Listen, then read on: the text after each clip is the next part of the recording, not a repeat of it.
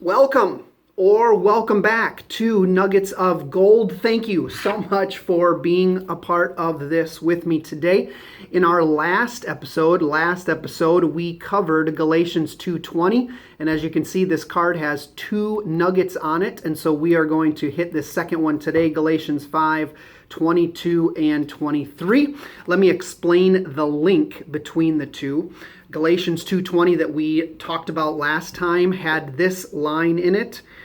It is no longer I who live, but Christ who lives in me. For the Christian, the motivation factory, the direction, the purpose factory, and the ability to live out the Christian life is because Christ lives in me. That's what we talked about last time. Now, the second verse here, Galatians 5:22 and 23, is the passage we call the fruit of the Spirit, and we get a short description of what it looks like when Christ lives in us. What happens inside of a life when Jesus begins his benevolent, loving takeover process. And so let's hear that together right now. Here's what takes place in a heart, in a mind, and through the life of a Christian when it is no longer I who live, but Christ who lives in me.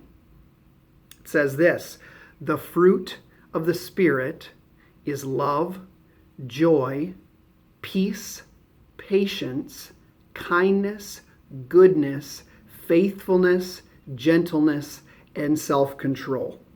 That's this list in Galatians. Let me say it again. We'll pause and pray and begin to kind of poke around in our lives on these fruits. The fruit of the Spirit is love, joy, peace, patience, kindness, gentleness, goodness, and self-control. I think I flipped and flopped a couple of those around. Let's pause together and ask the Lord to bless our few minutes.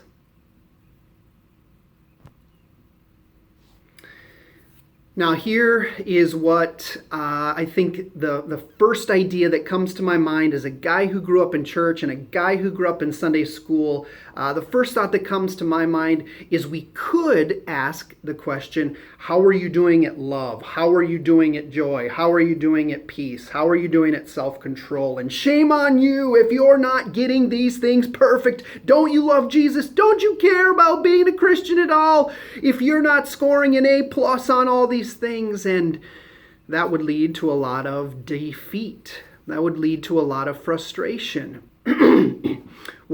Instead, the first thing that we need to remember that this list falls in the book of Galatians, and what Paul has done in the previous chapters in Galatians is he has written the whole book to explain that you cannot be good enough for God. You can't earn God's favor. And he was writing Galatians to these former Jews and saying, you can't rely on your circumcision. You can't rely on your nationality. You can't rely on your following of the law in order to be approved by God. It is because you are approved freely by the grace of God that you are now able to enter into the grace of God and be transformed into the image of Christ. And so I don't want to lay on you the burden of you better love more, you better be more joyful. Paul has explained it is when you come into contact with Christ that your life changes, and these are the fruits that begin to come out of that relationship. That's why this list isn't called the fruit that is demanded of a Christian. This is called the fruit of the Spirit. Now, I want my life to be more kind, to be more gentle, to be more self-controlled. But the solution to that isn't for Thomas to dig in and try harder to produce these fruits. The fruits of Thomas are not lovely fruits. The fruits of Jesus, the fruit of the Spirit that will come out of me, when I seek Him is what will be lovely. And so I want to encourage you today, wherever you are deficient in any of these fruits, you need more Jesus.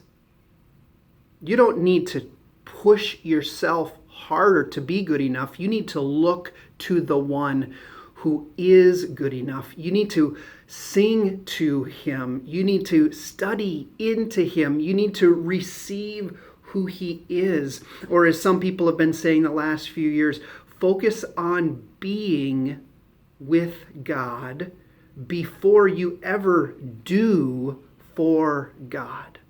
These are beautiful fruits, but fruit comes out of us when we are deeply connected to the vine, to the trunk of the tree, when we are deeply rooted in Christ.